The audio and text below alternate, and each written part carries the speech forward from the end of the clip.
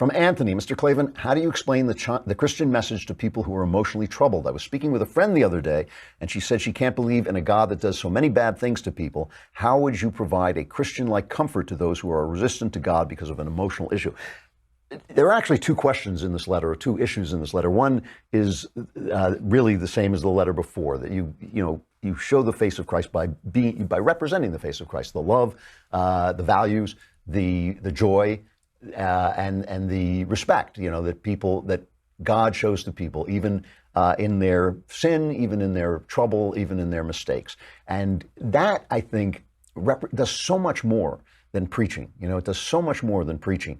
Obviously, you want people to know where your joy comes from. You want people to know what your values are rooted in, but preaching it is different. That's saying it occasionally, or at least letting people know what it is different than hammering people with it. I always think, a lot of times when I hear people preaching, I think they're preaching for them, not for the person they're talking to. When you preach for the person you're talking to, a lot of times you don't need the words, you just need the love.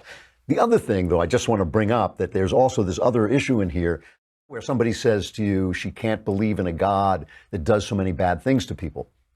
That's an argument. It's an intellectual argument. And you don't want to, when people are emotionally troubled, getting into intellectual arguments with them is really not going to help.